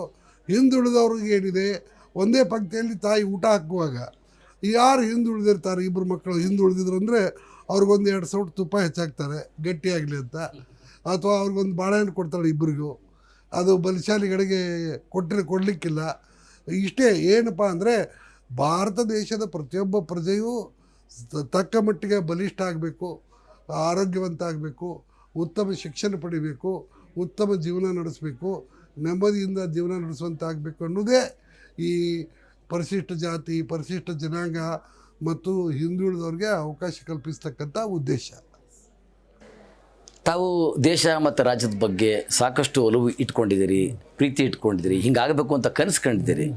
ಆದರೆ ರಾಜಕಾರಣದಲ್ಲಿ ಶಂಕರ್ ಬಿದರಿಯವರು ಫೇಲ್ ಆದ್ರ ಅಥವಾ ಶಂಕರ್ ಬಿದರಿಯವರಿಗೆ ರಾಜಕಾರಣ ಫೇಲ್ ಮಾಡ್ದ? ನಾನು ಫೇಲ್ ಆಗಿದ್ದೀನಿ ಅಂತ ಅನಿಸಲ್ಲ. ಯಾಕಂದರೆ ನಾನೊಂದು ಸ್ವಲ್ಪ ರಾಜಕಾರಣದಲ್ಲಿ ಸ್ವಲ್ಪ ಚಮಚಾಗಿರಬೇಕು, ಮತ್ತು ಒಬ್ಬರು ಒಳ್ಳೇದು ಮಾಡಲಿ ತಪ್ಪು ಮಾಡಲಿ ಒಬ್ಬರನ್ನ ನಮ್ಮ ನಾಯಕರು ಅಂತ ಒಪ್ಕೋಬೇಕು. ಮತ್ತು ಮೂರನೇದಾಗಿ ಏನಿದೆ, ಸ್ವಲ್ಪ ನಾವೇನು ಪ್ರಿನ್ಸಿಪಲ್ಸ್ ಏನಿದ್ದಾವೆ ಅವತ್ತನ್ನು ಬಿಟ್ಟು ಕೊಡಬೇಕಾಗುತ್ತೆ. ಈಗ ತಿಳ್ತಾ ನಾನು ಅದನ್ನು ಬಿಡಲಿಕ್ಕೆ ಒಪ್ಪಲಿಲ್ಲ, ನನ್ನ ಮನಸ್ಸು ಒಪ್ಪಲಿಲ್ಲ. ಆದ ಕಾರಣದಿಂದ ನಾನಾಗಿ ಹೊರಗೆ ಬಂದಿದ್ದೀನಿ. ನಾನಾಗಿ ಇವತ್ತಿನ ತನಕ ಯಾವ ರಾಜಕಾರಣಿ ಮನೆಗೆ, ಯಾವ ಪಕ್ಷದ ಅಧ್ಯಕ್ಷರ ಮನೆಗೆ, ಇಲ್ಲೇ ಆಗಲಿ ಡೆಲ್ಲಿಯಲ್ಲಿ ಆಗಲಿ ಹೋಗಿ ನನಗಿಂಥದ್ದು ಕೊಡಿ ಅಂತ ನಾನು ಯಾರನ್ನೂ ಕೇಳಿಲ್ಲ. ನಾನಾಗೆ ಅವರಾಗೆ ಕರೀಲಾರ್ದ ನಾನು ಯಾರನ್ನೂ ಹೋಗಿ ಭೇಟಿ ಮಾಡಿಲ್ಲ. ಯಾಕಂದರೆ ನಾನು ಮೆರಿಟ್ ನೋಡಿ, ನನ್ನ ಕೆಲಸ ನೋಡಿ, ನನಗೆ ರಾಜಕೀಯದಿಂದ ಬಂದಿದ್ದು ಕೆಲಸ ಮಾಡಲಿಕ್ಕೆ ಅವಕಾಶ ಬೇಕಾಗಿತ್ತು ಅಷ್ಟೇ. ನನಗೇನು ಅದರಿಂದ ದುಡ್ಡು ಮಾಡಬೇಕು ಅಥವಾ ಬೇರೆ ಏನಾದರೂ ಮಾಡಬೇಕು ಅಥವಾ ಕ್ರಿಮಿನಲ್ ಕೇಸ್ಗಳಿಂದ ತಪ್ಪಿಸ್ಕೋಬೇಕು ಅಥವಾ ಜೈಲಿನಿಂದ ತಪ್ಪಿಸ್ಕೋಬೇಕು ಅಂತಕ್ಕಂಥ ಉದ್ದೇಶ ಏನೂ ಇರಲಿಲ್ಲ. ನಾನು ಜನರಿಗೆ ಸೇವೆ ಮಾಡೋಕ್ಕೆ ತಯಾರಿದ್ದೆ. ಜನರು ಬೇಡ ಅಂದರೆ ನಾನೇ ಯಾಕೆ ಮಾಡಬೇಕು, ನಾನೇ ಯಾಕೆ ಮೈ ಮೇಲೆ ಬಿದ್ದು ಮಾಡಬೇಕು? ಅವ್ರಿಗೆ ಯಾರು ಇಷ್ಟ ಅದಾರೋ ಅವರವರು ಅತ್ಯಂತ ಸಂತುಲಿತರಾಗಿದ್ದಾರೆ, ಅವರವರು ಒಳ್ಳೆಯ ರ್ಯಾಪೋರ್ಟ್ ಇದೆ ಈಗಿರೋ ಲೀಡರ್ಶಿಪ್ಪಿಗೆ ಮತ್ತು ಜನರಿಗೆ. ಅವ್ರವ್ರ ಕಡೆಯಿಂದ ಅವ್ರು ಮಾಡಿಸ್ಕೊಳ್ಳಿ. ಇನ್ನೂ ಒಂದು 4-5 ಜನ ಇದ್ದಾರೆ, ಒಂದು 4-5% ಜನ ರಾಜಕೀಯದಾಗ ಒಳ್ಳೆಯವರು ಇದ್ದಾರೆ, ಇಲ್ಲ ಅಂತ ಹೇಳೋದಿಲ್ಲ. ಇನ್ನೊಂದು ಸ್ವಲ್ಪ ದಿವಸದಲ್ಲಿ ಅವರು ಮಾಯ ಆಗ್ತಾರೆ. ಈಗ ಒಂದೊಮ್ಮೆ ಶಂಕರ್ ಬಿದರಿ ಅವರ ಸಲಹೆ ಸಹಕಾರ ಬೇಕು ಒಂದು ಉತ್ತಮ ಆಡಳಿತಕ್ಕೆ ಅಂತ ಕರೆದ್ರೆ ಏನು ಹೇಳ್ತೀರಿ? ಆ ರೀತಿ 2 ಸಲ ಕರೆದ್ರು. ಬಟ್ ನನಗೆ ಮೂಲಭೂತವಾಗಿ ಅವ್ರು ಎಂಥವ್ರು ಅದಾರಂತ ನನಗೆ ಗೊತ್ತಿತ್ತು. ಅದಕ್ಕೆ ನಾನು ಫೋನ್ ಅವ್ರಿಗೆ ಹೇಳಿದ ಮೇಲೆ ನಾನು ಅವ್ರ ಕಡೆ ಹೋಗಲೂ ಇಲ್ಲ. ಒಂದು ವೇಳೆ ಯೋಗ್ಯ ವ್ಯಕ್ತಿ ನಿಜವಾಗಿ ಜನರಲ್ಲಿ ಕರ್ನಾಟಕ ರಾಜ್ಯವನ್ನು ಅಭಿವೃದ್ಧಿ ಮಾಡಬೇಕು, ರಾಜ್ಯಕ್ಕೆ ಉತ್ತಮ ಆಡಳಿತ ಕೊಡಬೇಕು, ರಾಜ್ಯದ ಅಭಿವೃದ್ಧಿ, ಔದ್ಯೋಗಿಕ ಅಭಿವೃದ್ಧಿ ಶರವೇಗದಲ್ಲಿ ಆಗಬೇಕು ಅಂತಕ್ಕಂಥ ನಾಯಕರು ಯಾರಾದರೂ ಕರೆದರೆ ನಾನು ಅವಾಗ ಪರಿಶೀಲನೆ ಮಾಡ್ತೀನಿ. ಇಲ್ಲಿ ತನಕ 2 ಸಲ ಕರೆದ್ರು, ನನಗಿಲ್ಲ ಅಂತಿಲ್ಲ. ಆದರೆ ನನಗೆ ಯಾರು ಕರೆದಿದ್ರಲ್ಲ ಅವ್ರ ಬಗ್ಗೆ ಅವ್ರ ಕಡೆ ಹೋದರೆ ನನ್ನ ಹೆಸರೇ ಕೆಡಿಸ್ಕೊಳ್ಳೋದಾಗುತ್ತೆ ಮತ್ತು ಯಾವುದೂ ಒಳ್ಳೆಯ ಕೆಲಸ ಮಾಡೋಕ್ಕೆ ಸಾಧ್ಯ ಇಲ್ಲ ಅಂತ ನನಗೆ ಮನವರಿಕೆ ಆದದ್ರಿಂದ ನಾನು ಹೋಗಿಲ್ಲ ಅಷ್ಟೇ. ಈಗ ತಾವು ಈ ರೀತಿಯ ಮಾತುಗಳನ್ನ ನಾನು ಉಲ್ಲೇಖ ಮಾಡೋದಾದರೆ ರಾಜಕಾರಣ ಮತ್ತು ರಾಜಕಾರಣಿ ಇವುಗಳ ಸ್ಥಿತಿಗತಿ ಅಂತ ಹೇಳೋದಾದ್ರೆ ಏನು ಹೇಳ್ತೀರಿ? ಇಲ್ಲ, ಪಾಪ ಅವ್ರ ಪರಿಸ್ಥಿತಿನೂ ಭಾಳ ಗಂಭೀರ ಇದೆ. ನಾವು ನೋಡಿ, ಈಗ ಒಬ್ಬ MLA ಆದರೆ ಒಂದು ತಾಲೂಕಿನಲ್ಲೇ ಹೆಚ್ಚು ಕಡಿಮೆ ಫೋಕಸ್ ಮಾಡಬೇಕಾಗುತ್ತೆ, ಒಬ್ಬ MP ಆದರೆ ಒಂದು ಜಿಲ್ಲೆಯಲ್ಲಿ ಫೋಕಸ್ ಮಾಡಬೇಕಾಗುತ್ತೆ, ಒಬ್ಬ ಮಿನಿಸ್ಟ್ರ್ ಆದರೆ ಒಂದು ಡಿಪಾರ್ಟ್ಮೆಂಟಲ್ಲಿ ಫೋಕಸ್ ಆಗಬೇಕಾಗುತ್ತೆ, ಒಬ್ಬ CM ಆದರೆ ಒಂದು ಸ್ಟೇಟಲ್ಲಿ ಫೋಕಸ್ ಮಾಡಬೇಕಾಗುತ್ತೆ. ನನಗೆ ಅವ್ಯಾವ ಮಿತಿ ಇಲ್ಲ. ನಾ ಇಡೀ ರಾಜ್ಯ ಇಡೀ ದೇಶ ತುಂಬ ತಿರುಗಾಡ್ತೀನಿ, ನನ್ನ ಕೈಲಿ ಆದದ್ದು ಒಳ್ಳೆ ಕೆಲಸ ಮಾಡ್ತೀನಿ. ಮತ್ತು ಇನ್ನೊಂದು ಏನಾಗಿದೆ, ಪಾಪ MLAಗಳಿರ್ಬೋದು, ರಾಜಕೀಯದವರು, ವಿಪಕ್ಷದವ್ರಿಗೆ ಸಹಿತ ಹೇಳ್ತೀನಿ, ವಿಪಕ್ಷ ಸೋತ್ ಕ್ಯಾಂಡಿಡೇಟು ಇರ್ಬೋದು, ಒಂದು ಜಾತ್ರೆ ಅಂತ ಬರ್ತಾರೆ, ಒಂದು ಗಣಪತಿ ಅಂತ ಬರ್ತಾರೆ, ಒಂದು ಮದುವೆ ಅಂತ ಬರ್ತಾರೆ, ಒಂದು ಸತ್ರು ಅಂತ ಬರ್ತಾರೆ, ಒಂದು ಹಾಸ್ಪಿಟಲ್ ಅಂತ ಬರ್ತಾರೆ, ಬಂದವ್ರಿಗೆಲ್ಲ 5,000 10,000 20,000 ಕೊಡಬೇಕು. ಈಗೇನು MLA ಆದವರು ಅಥವಾ ಸೋತವ್ರ ಪರಿಸ್ಥಿತಿ ಏನು ಹಾಗೆ ಇರೋದಿಲ್ಲ. ಅವರು ವಾಮ ಮಾರ್ಗದಿಂದನೇ ದುಡ್ಡು ತಂದು ಕೊಡಬೇಕೆ ಹೊರತು ಬೇರೆ ಯಾವ ರೀತಿಯಿಂದನೂ ಕೊಡೋಕ್ಕಾಗೋದಿಲ್ಲ. ಆದ್ದರಿಂದ ಇದೊಂದು ವಿಷಯ ಸರ್ಕಲ್ ಆಗಿದೆ. ಈಗ ಅವ್ರದ್ದು ಪರಿಸ್ಥಿತಿ ನನಗೆ ದುಃಖ ಆಗುತ್ತೆ. ನನಗೆ ಭಾಳಷ್ಟು ಜನ ಸ್ನೇಹಿತರಿದ್ದಾರೆ, ಭಾಳಷ್ಟು ಜನ ನನಗೆ ಪರಿಚಯದವರಿದ್ದಾರೆ. ಕೆಲವು ಜನ ಅವರು 30-40 ವರ್ಷಗಳಿಂದ ಅವರು ಜೀರೋ ಇದ್ದಾಗಿಂದ, ಜನಸಾಮಾನ್ಯರು ಇದ್ದಾಗಿಂದಲೂ ನೋಡ್ತಾ ಇದ್ದೀನಿ. ಈ ಕೆಲವರು ಮಿನಿಸ್ಟ್ರ್ ಆಗ್ಯಾರ, ಕೆಲವರು ಚೀಫ್ ಮಿನಿಸ್ಟರ್ ಆಗ್ಯಾರ, ಕೆಲವರು MLA ಆಗ್ಯಾರ, ಕೆಲವರು MP ಆಗ್ಯಾರ. ಪಾಪ ಅವ್ರ ಪರಿಸ್ಥಿತಿ ನೋಡಿ ನನಗೆ ಬೇಜಾರಾಗುತ್ತೆ ನಿಜವಾಗಿಯೂ. ಈಗ ಇನ್ನೊಂದು ಏನಾಗಿದೆ, ಕೆಲವು ಕಡೆ ಟಿಕೆಟ್ ತೊಗೊಳ್ಬೇಕಾದ್ರೂ 5 ಕೋಟಿ 10 ಕೋಟಿ ದುಡ್ಡು ಕೊಡೋ ಪರಿಸ್ಥಿತಿ ಬಂದಿದೆ. ಈ ಕೆಲವರು ಗವರ್ನರ್ ಆಗ್ತೀನಿ ಅಂತ 100 ಕೋಟಿ 200 ಕೋಟಿ ಕೊಡಕ್ತಾ ಇರ್ತಾರೆ. ಈ ರೀತಿ ಪರಿಸ್ಥಿತಿ ಇವತ್ತು ದೇಶದಲ್ಲಿದೆ. ಏನು ಮಾಡೋಕ್ಕಾಗಲ್ಲ. ಯಾಕಂದರೆ ಇದಕ್ಕೆ ಯಾವುದೇ ಒಬ್ಬ ವ್ಯಕ್ತಿಯನ್ನಾಗಲಿ, ಪಕ್ಷವನ್ನಾಗಲಿ, ಒಂದು ಗುಂಪನ್ನಾಗಲಿ ಜವಾಬ್ದಾರಿ ಇಡೋಕ್ಕಾಗಲ್ಲ. ಯಾಕಂದರೆ ಈ ಪರಿಸ್ಥಿತಿ ಆ ರೀತಿ ಡೆವಲಪ್ ಆಗುತ್ತಾ ಬಂದು ಈ ಮಟ್ಟಕ್ಕೆ ಬಂದು ನಿಂತಿದೆ. ಈ ಲೋಹಿಯಾ ಅವರು ಹೇಳ್ದಂಗೆ ಈ ಕುವ್ಯವಸ್ಥೆಯಿಂದ ಸುವ್ಯವಸ್ಥೆ ಯಾವಾಗ ಬರ್ತದೋ ನೋಡಬೇಕಾಗಿದೆ. ನಮ್ಮ ರಾಜ್ಯದಲ್ಲಿ ನಿಮಗೆ ತುಂಬ ಇಷ್ಟಪಟ್ಟಿರ್ತಕ್ಕಂಥ ಜಿಲ್ಲೆ ಯಾವುದು? ಯಾಕೆ? ನಾನು ಎಲ್ಲಕ್ಕಿಂತ ಹೆಚ್ಚು ಇಷ್ಟಪಟ್ಟಿರ್ತಕ್ಕಂಥ ಜಿಲ್ಲೆ ಚಿತ್ರದುರ್ಗ ಜಿಲ್ಲೆ. ಅಖಂಡ ಜಿಲ್ಲೆ ಅದು. ಅಂದರೆ ಜಗಳೂರು, ದಾವಣಗೆರೆ, ಹರಿಹರ ತಾಲೂಕುಗಳು ಅವಾಗ ನಮಗೆ ಇದ್ದವು. ನಾನು ಭಾಳ ಸಂತೋಷದಿಂದ ಇದ್ದೆ. ಮತ್ತು ಅಲ್ಲಿ ಯಜಮಾನರಿದ್ದರು ನಿಜಲಿಂಗಪ್ಪನವರು. ಸಾಮಾನ್ಯವಾಗಿ ವಾರದಲ್ಲಿ ಒಂದು ಎರಡು ಸಲ ಆದರೂ ನಾವು ಒಂದೊಂದು 2 ತಾಸು ಅವ್ರ ಜೋಡಿ ಕೂತು ಕೆಲವು ವಿಷಯಗಳನ್ನು ಚರ್ಚೆ ಮಾಡ್ತಾಯಿದ್ದೆ. ಎಷ್ಟೋ ಫಂಕ್ಷನ್ಗಳಿಗೆ ನಾನು ಅವರನ್ನು ಕರ್ಕೊಂಡು ಹೋಗ್ತಾಯಿದ್ದೆ, ಅವ್ರ ಜೊತೆನೇ ಇರ್ತಾಯಿದ್ದೆ. ಚಿತ್ರದುರ್ಗ ಜಿಲ್ಲೆನೂ ಜನನೂ ಭಾಳ ಒಳ್ಳೆಯವರು, ನನಗೆ ಭಾಳ ಪ್ರೀತಿ ವಿಶ್ವಾಸ ಕೊಟ್ಟರು. ನಾನು 4 ವರ್ಷ ಅಲ್ಲಿ SP ಆಗಿ ಕೆಲಸ ಮಾಡಿದ್ದೆ. ಆದರೆ ನನಗೆಂದೂ ಅಧಿಕಾರಿ ಅಂತ ನನಗೆ ಅನಿಸಲಿಲ್ಲ. ನಾನೇನೋ ಒಂದು ಮನೆಯ ಮಗನಾಗಿ ಒಂದು ಮನೆಯಲ್ಲಿದ್ದಂಗೆ ನಾನು ಇದ್ದೆ. ನನಗೆಲ್ಲಕ್ಕೆ ಪ್ರೀತಿ ಪಾತ್ರವಾದಂಥ ಜಿಲ್ಲೆ ಕರ್ನಾಟಕದ ಜಿಲ್ಲೆಗಳಲ್ಲಿ ಅಂದರೆ ಅಖಂಡ ಚಿತ್ರದುರ್ಗ ಜಿಲ್ಲೆ. ಇಂಥ ಒಂದು ಜಿಲ್ಲೆಗೆ ನನ್ನದು ಭಾಳವಾದ ಕೊಡುಗೆ ಕೊಟ್ಟಿದ್ದೀನಿ, ಈ ಜಿಲ್ಲೆಗೆ ನೆನ್ಪಿಟ್ಕೊಳ್ಳೋಂಥದ್ದು ಅಂತಂದರೆ ಯಾವುದು? ನಾನು ಎಲ್ಲ ಕಡೆ ನಾನು ಕೆಲಸ ಮಾಡಿದ್ದೀನಿ. ನಮ್ಮ ಪೊಲೀಸ್ ಇಲಾಖೆಯಿಂದ ಕೊಡುಗೆ ಕೊಡೋಕ್ಕಂತ ಆಗೋದಿಲ್ಲ. ಮಂಡ್ಯ ಜಿಲ್ಲೆಯಲ್ಲಿ ಭಾಳ ಪ್ರಕ್ಷುಬ್ಧ ಸ್ಥಿತಿ ಇದ್ದಾಗ, ಒಂದೊಂದು ತಾಲೂಕಿಗೆ ಒಬ್ಬೊಬ್ಬರು SP ಇದ್ದಾಗ, ನಾನು 6-7 ಜನ SPಗಳಿಗೆ ರಿಲೀವ್ ಮಾಡಿ ನಾನು ತೊಗೊಂಡು ಅಲ್ಲಿ ಶಾಂತಿ ಸುವ್ಯವಸ್ಥೆ ಕಾಪಾಡಿದೆ. ಅದು 82-83 ಅವಧಿಯಲ್ಲಿ. ಆ ರೀತಿ ನಾನು ಎಲ್ಲೆಲ್ಲಿ ಹೋಗಿದ್ದೀನಿ ಅಲ್ಲೆಲ್ಲಿ ನನ್ನ ಕೈಲಿದ್ದ ಆದಷ್ಟು ಒಳ್ಳೆಯ ಕೆಲಸಗಳನ್ನು ಮಾಡಿದ್ದೀನಿ. ಈಗ ಚಿತ್ರದುರ್ಗ ಜಿಲ್ಲೆಯಲ್ಲಿ ನಾವು ತರಾಸು ಅವ್ರ ಮೇಲೆ ಒಂದು ಸ್ಮರಣ ಸಂಪುಟ ತಂದಿವಿ. ಆವಾಗ ಸ್ವಲ್ಪ ದುಡ್ಡು ಉಳಿತು, ಒಂದು 18-20 ಸಾವಿರ ರೂಪಾಯಿ. ಆವಾಗ ನಾನು ರಾಮಚಂದ್ರ ನಾಯ್ಕ ಒಂದು 20-30 ಸಾವಿರ ರೂಪಾಯಿ ಉಳಿದಿತ್ತು ಅದರದ್ದು. ನಾನು ರಾಮಚಂದ್ರ ನಾಯ್ಕ ಅಂತ ಡಾಕ್ಟರ್ ಇದ್ದರು, ಅವ್ರಿಗೆ ಕೊಟ್ಟೆ. ಮುಂದೆ ಅವ್ರು ಕೊಟ್ಟ ಮೇಲೆ ನಾನು ಹೇಳಿದೆ, ಇದು ನನಗೊಂದು ಕನಸಿದೆ, ಇಲ್ಲಿ ಮದಕರಿ ನಾಯಕರ ಒಂದು ದೊಡ್ಡ ಪುತ್ಥಳಿ ಆಗಬೇಕು ಅಂತಕ್ಕಂಥ ಒಂದು ನನ್ನ ಕನಸಿದೆ.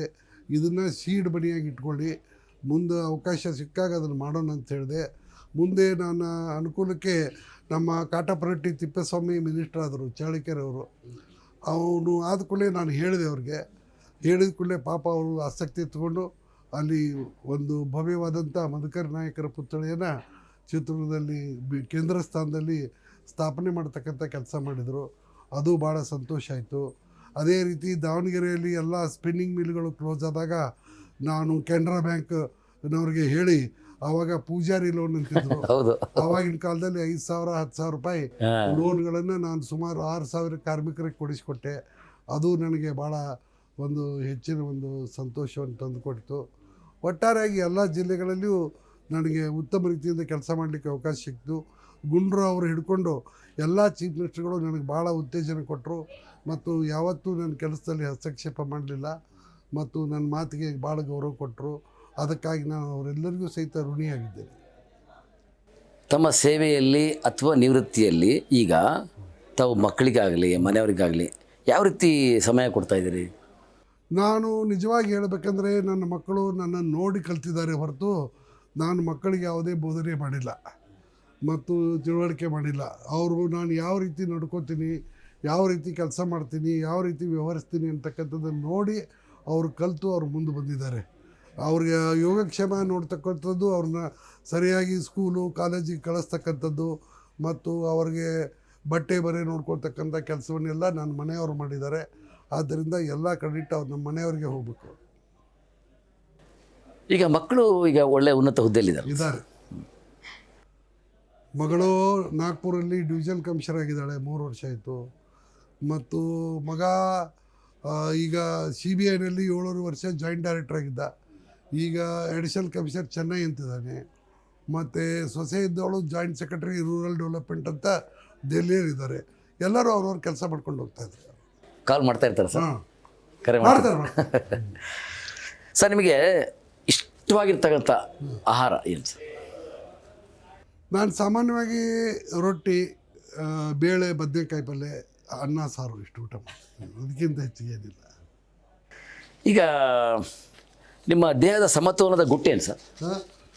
ನಾನು ಯಾವುದೂ ವಿಶೇಷವಾದಂಥ ವ್ಯಾಯಾಮ ಮಾಡಲ್ಲ, ಸುಳ್ಳು ಹೇಳಬಾರ್ದು. ನಾನು ಮುಂಜಾನೆ 5:40, 5:50ರಿಂದ 7 ಗಂಟೆ ತನಕ ಒಂದು 5-6 ಕಿಲೋಮೀಟ್ರ್ ವಾಕಿಂಗ್ ಮಾಡ್ತೀನಿ. ಅಲ್ಲೇ ಪಾರ್ಕಲ್ಲಿ ಸ್ವಲ್ಪ ಸಿಂಪಲ್ ಎಕ್ಸರ್ಸೈಸ್ ಮಾಡ್ತೀನಿ ಅಷ್ಟೇ. ಅದನ್ನು ಬಿಟ್ಟರೆ ನಾನು ಏನೂ ಮಾಡಲ್ಲ. ನಿಮಗೆ ತುಂಬ ಭಾಳ ಇಷ್ಟದ ಸಿನಿಮಾ ಅಂದರೆ? ನನಗೆ ಅತ್ಯಂತ ಇಷ್ಟ ಆಗಿರ್ತಕ್ಕಂಥ ಸಿನಿಮಾ ಅಂದರೆ ಕನ್ನಡದಲ್ಲಿ ಬೇಕಾ ಹಿಂದಿಯಲ್ಲಿ ಬೇಕಾ? ಯಾವ್ದಾದ್ರು ನೀವು ಹೇಳಿ. ಕನ್ನಡ, ಹಿಂದಿ? 71ರಿಂದ ಕನ್ನಡ ಹಿಂದಿ ಯಾವುದೂ ಸಿನಿಮಾ ನೋಡಿಲ್ಲ. 71ರಿಂದ ಅಂದರೆ ನೋಡಿ, ಈಗ 29, 25, 54 ವರ್ಷ ಆಯಿತು. 71ರಲ್ಲೇ ನಾನು ಕೊನೆ ಸಿನಿಮಾ ನೋಡಿದ್ದು. ಅದಕ್ಕಿಂತ ಮುಂಚೆ ಬೆಟ್ಟದ ಹುಲಿ ಅಂತ ಒಂದು ರಾಜ್ಕುಮಾರ್ ಅವ್ರ ಸಿನಿಮಾ ನೋಡಿದೆ. ನಾನು ಈ 54 ವರ್ಷದ ಅವಧಿಯಲ್ಲಿ 5 ಸಿನಿಮಾ ನೋಡಿದ್ದೀನಿ. ಅದರಲ್ಲಿ ಬೆಟ್ಟದ ಹೂ ಅಂತ ಪುನೀತ್ ರಾಜ್ಕುಮಾರ್ ಸಣ್ಣ ಹುಡುಗಾಗಿದ್ದ ಆ ಸಿನಿಮಾ ನಾನು, ನಮ್ಮ DC ಆದಂಥ ಶಮೀಮ್ ಬಾನು ಅವರು, ಸ್ಪೆಷಲ್ DC ಉಪೇಂದ್ರ ತ್ರಿಪಾಠಿ ಮತ್ತು ನಮ್ಮ DFO ಸ್ವಾಮಿನಾಥ್ ಎಲ್ಲರೂ ಕೂಡ ಚಿತ್ರದುರ್ಗದಲ್ಲಿ ನೋಡಿದ್ದು. ನಾನು ಕಳೆದ 54 ವರ್ಷದಲ್ಲಿ 5 ಸಿನಿಮಾ ನೋಡಿದ್ದೀನಿ. ಹೆಚ್ಚಿಗೆ ನಾನು ಇದನ್ನು ಮಾಡಿಲ್ಲ. ಬಟ್ ಮೊದಲು ನಾನು ಸಿನಿಮಾ ನೋಡ್ತಿದ್ದೆ ಭಾಳ ಚೆನ್ನಾಗಿ. ಕನ್ನಡದಲ್ಲಿ ನನಗೆ ಬೆಟ್ಟದ ಹುಲಿ ಭಾಳ ಇಷ್ಟವಾದಂಥ ಒಂದು ಸಿನಿಮಾ ಆಗಿತ್ತು. ಅದಾದಮೇಲೆ ಈಗ ಹಿಂದಿಯಲ್ಲಿ ಹೇಳಬೇಕಂದ್ರೆ ನನಗೆ ಅತ್ಯಂತ ಲೈಕ್ ಆದದ್ದು ಆರಾಧನಾ ಅಂತ ಸಿನಿಮಾ ಇತ್ತು, ಅದು ಲೈಕ್ ಆಯಿತು. ರಾಜ್ಕುಮಾರು, ವಿಷ್ಣುವರ್ಧನ್, ಅಂಬರೀಷು, ಕಲ್ಪನಾ, ಭಾರತಿ, ಮಂಜುಳಾ ಇಂಥವರೆಲ್ಲ ಇಂಥ ಒಳ್ಳೆಯ ದೊಡ್ಡ ಮಹಾನ್ ಕಲಾವಿದರನ್ನು ಈ ರಾಜ್ಯ ನೋಡಿದೆ.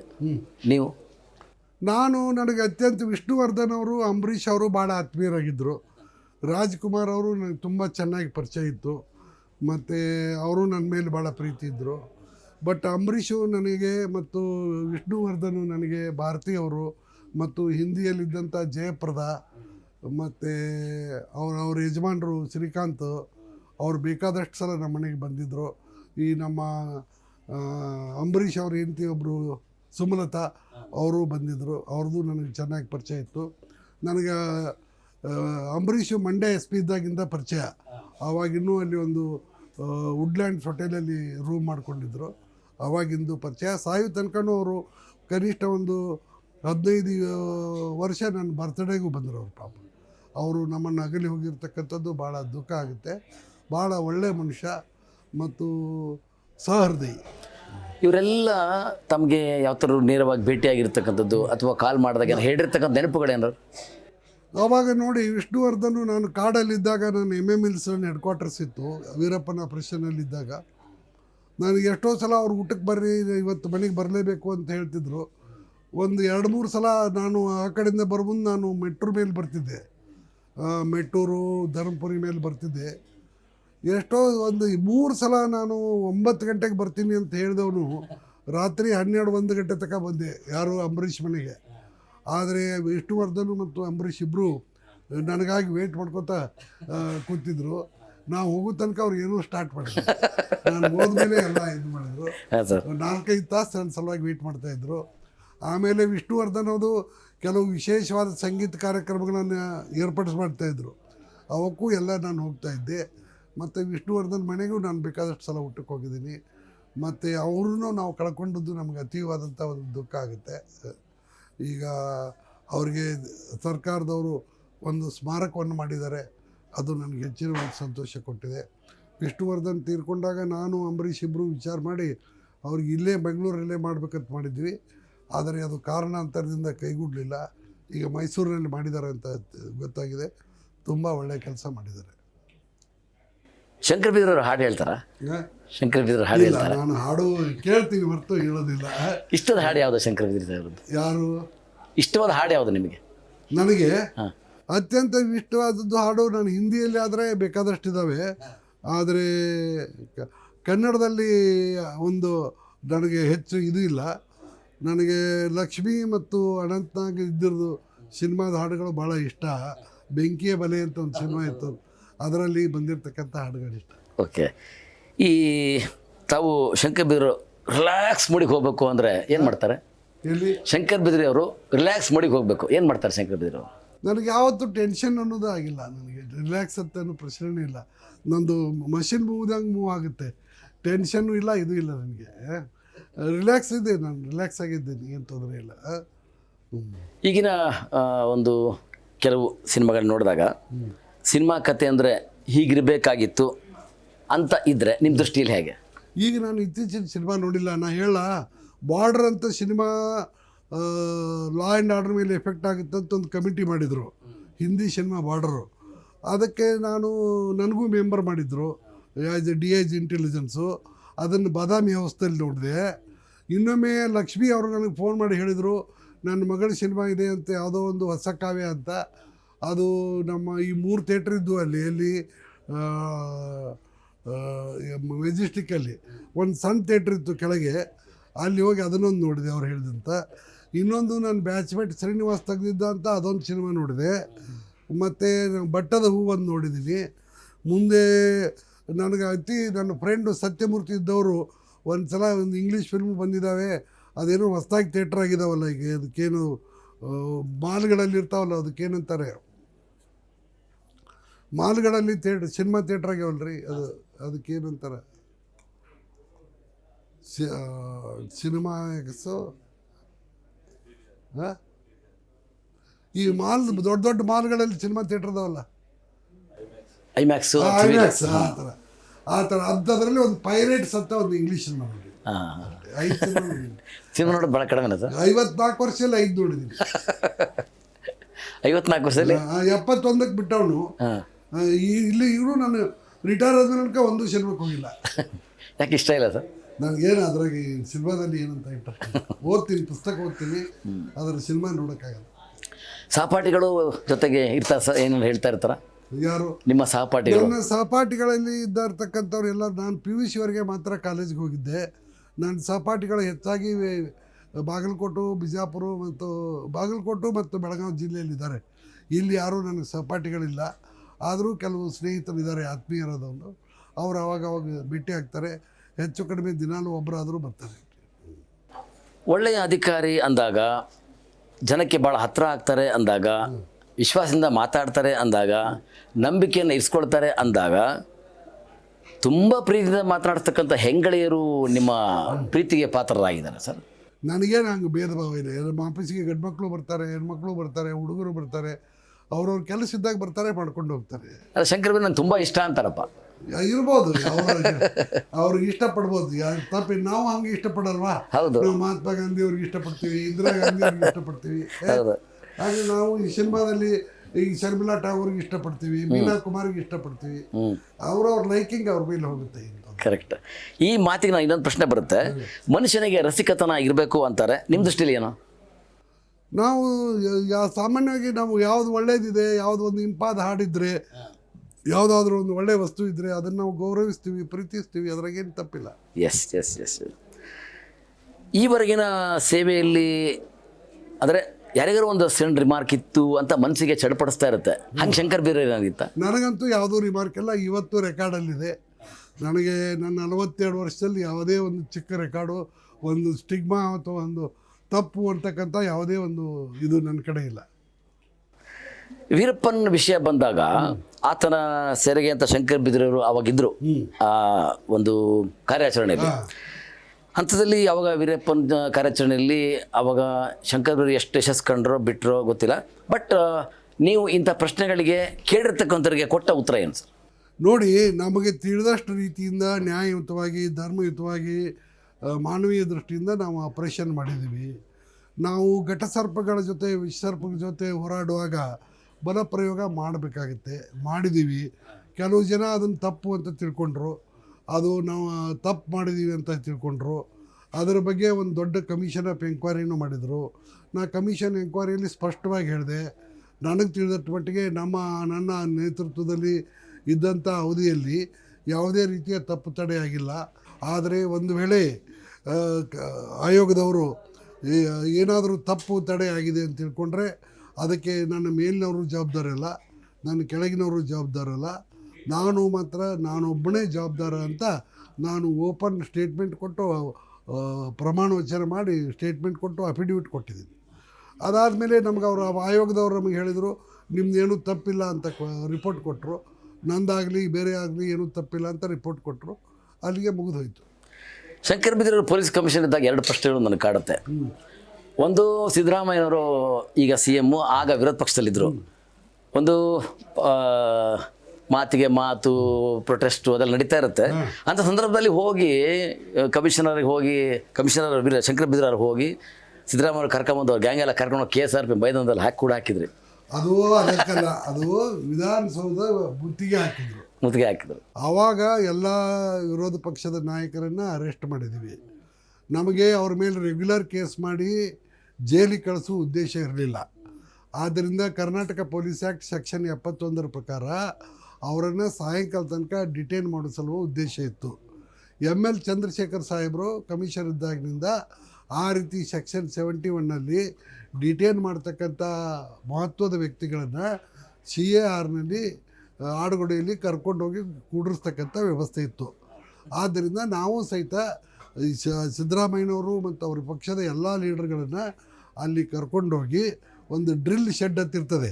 ಅಂದರೆ ಮಳೆ ಆದಾಗ ನಮ್ಮ ಪೊಲೀಸರು ಒಳಗಡೆನೇ ಡ್ರಿಲ್ ಮಾಡ್ತಾರೆ, ಶಾರೀರಿಕ ಕವಾಯತನ್ನು ಒಳಗಡೆ ಮಾಡ್ತಾರೆ.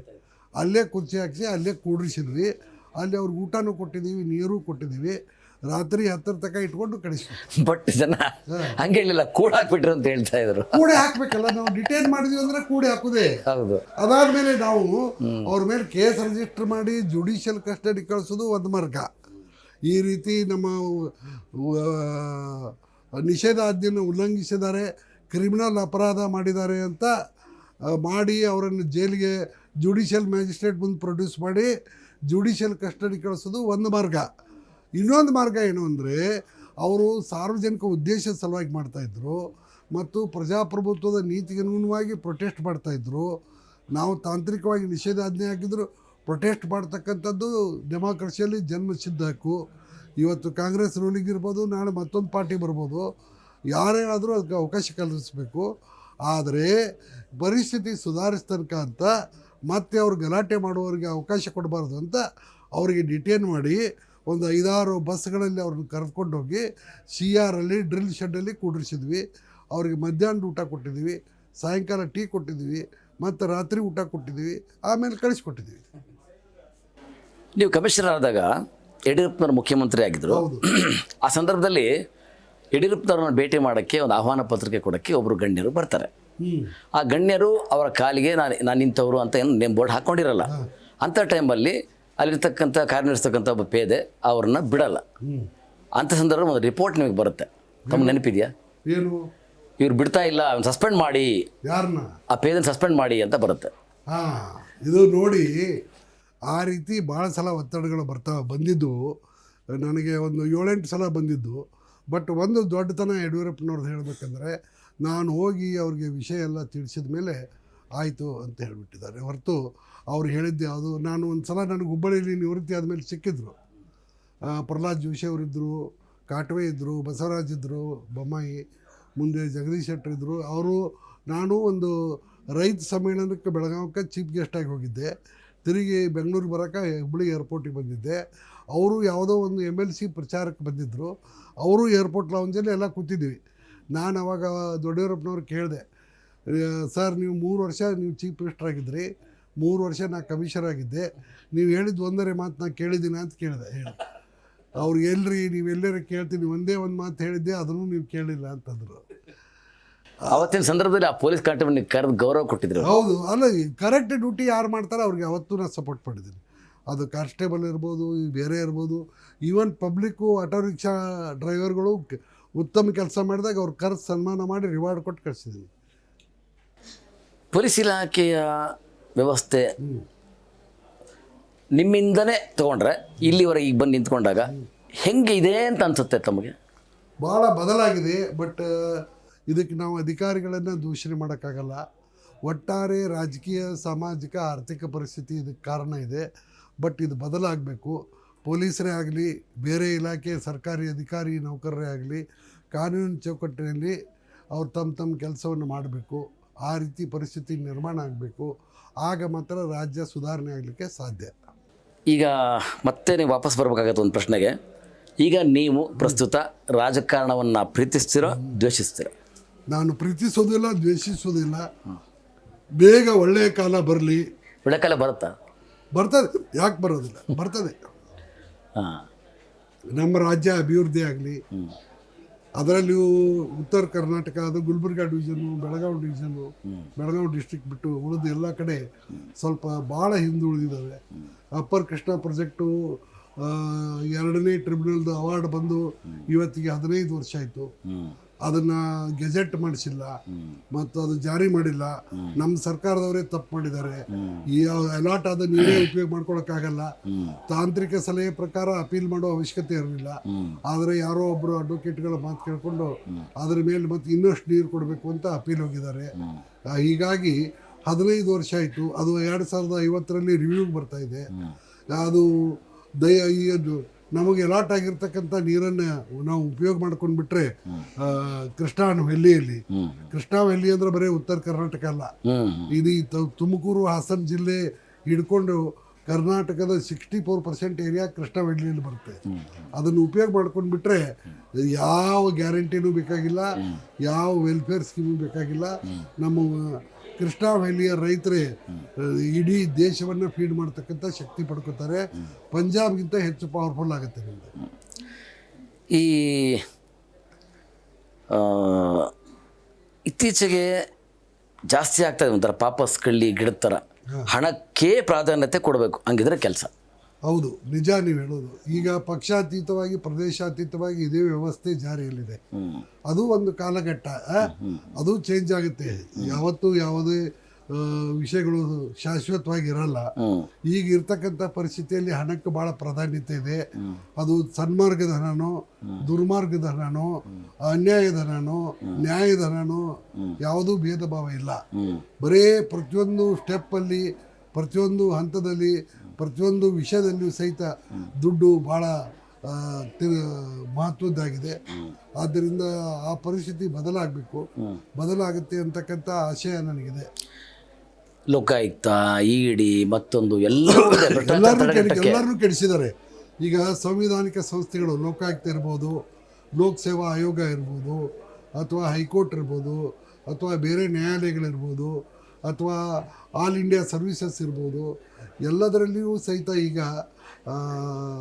ಬ್ಯಾಡ್ ಶಿಪ್, ರಾಂಗ್ ಎಲಿಮೆಂಟ್ಸ್ ಜಾಸ್ತಿ ಆಗಿದ್ದಾವೆ. ಇದಕ್ಕೆ ಕಾರಣ ಒಟ್ಟಾರೆ ವಾತಾವರಣ.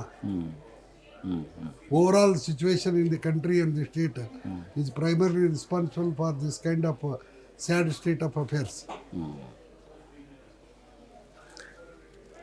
ಇದನ್ನೆಲ್ಲ ನೋಡಿದ್ರೆ ನಮಗೆ ನಂಬಿಕೆ ಅನ್ನೋದು ಇನ್ನೂ ಇದೆಯಾ, ಉಳ್ಕೊಳತ್ತಾ? ಇದೆ. ಇಂದು ಸ್ವಲ್ಪ ಲೇಟ್ ಆಗ್ಬೋದು.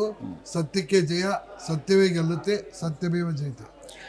ನಮ್ಮ ವ್ಯವಸ್ಥೆಯಲ್ಲಿ ಮೂಲಭೂತವಾಗಿ ಚಿಂತನೆ ಮಾಡ್ತಕ್ಕಂಥ ಒಬ್ಬ ರೈತನೋ, ದೇಶ ಕಾಯೋ ಸೈನಿಕನೋ, ಅನ್ನ ಕೊಡ್ತಕ್ಕಂಥ ರೈತನ ಬಗ್ಗೆ ಕಾಳಜಿನೇ ಮಾಡಲ್ವಲ್ಲ ಸರ್ ಸರ್ಕಾರ? ಇದು ಏನಾಗಿದೆ, ಇದು ಕಲಿಯುಗದ ನಿಯಮ ಪ್ರಕಾರ ಇಲ್ಲಿ ನಾಟಕ, ಸಿನಿಮಾ ಮತ್ತು ಈಗ ನೋಡಿದ್ರಲ್ಲ ಕ್ರಿಕೆಟ್ದ ಬಂಡಿ, ಹಂಗೆ ಅದಕ್ಕೆ ಹೆಚ್ಚು ಬೆಲೆ. ಯಾರು ಪರಿಶ್ರಮ ಪೂರ್ವಕವಾಗಿ ಪ್ರಾಮಾಣಿಕವಾಗಿ ದುಡಿತಾರೆ, ಅವ್ರ ರೈತರು ಇರ್ಬೋದು, ಕಾರ್ಮಿಕರು ಇರ್ಬೋದು, ಕಾನ್ಸ್ಟೇಬಲ್, ಹೆಡ್ ಕಾನ್ಸ್ಟೇಬಲ್ಸ್ ಇರ್ಬೋದು, ಅಥವಾ ಸಾಮಾನ್ಯ ಕಾರ್ಮಿಕರು ಇರ್ಬೋದು ಅಥವಾ ಸಾಮಾನ್ಯ ನೌಕರ ವರ್ಗದವ್ರು ಇರ್ಬೋದು, ಅವ್ರಿಗೇನು ಬೆಲೆ ಸ್ವಲ್ಪ ಭಾಳ ಕಡಿಮೆ. ಆದರೆ ನಾಟಕ ಮಾಡೋರಿಗೆ, ಹೀರೋಯಿಸಮ್ ಮಾಡೋರಿಗೆ, ಈ ರೀತಿ ಬೆಟ್ಟಿಂಗ್ ಮಾಡ್ಕೊಂಡು ಇದನ್ನು ಮಾಡೋರಿಗೆ ಸ್ವಲ್ಪ ಗೌರವ ತುಂಬ ಜಾಸ್ತಿ. ಸೈನಿಕರ ಬಗ್ಗೆನೂ ಹಂಗೆ ಅಲ್ಲ ಸರ್? ಸೈನಿಕರ ಬಗ್ಗೆನೂ ಹಾಗೆ ಇದೆ. ಯಾಕಂದರೆ ಸೈನಿಕರ ಬಗ್ಗೆನೂ ಸಹಿತ ಅವ್ರಿಗೆ ನ್ಯಾಯಬದ್ಧವಾಗಿ ಸಲ್ಲಬೇಕಾದ ಸಲ್ತಾ ಇಲ್ಲ. ಹೌದು. ಈ ಬ್ರಿಟಿಷ್ ಗೌರ್ಮೆಂಟಲ್ಲಿ ಅಥವಾ ಹಿಂದೆ ಇವನ್ ಮೊಘಲರ ಕಾಲದಲ್ಲಿಯೂ ಸಹಿತ ಸೈನಿಕರಿಗೆ ಏನು ಗೌರವ ಇತ್ತೋ ಆ ಗೌರವ ಇವತ್ತಿಲ್ಲ ಸಮಾಜದಲ್ಲಿ. ಸಾಮಾಜಿಕ ಸ್ಥಾನಮಾನ ಹೇಳ್ತೀನಿ ನಾನು. ಕರೆಕ್ಟ್ ಇಲ್ಲ. ಮತ್ತು ಆರ್ಥಿಕವಾಗಿಯೂ ಅವ್ರಿಗೆ ಹೆಚ್ಚು ಅನುಕೂಲತೆಗಳಿದ್ದಾಗ ಈಗ ನೋಡಿದರೆ ಭಾಳ ಕಡಿಮೆ ಆಗಿದೆ.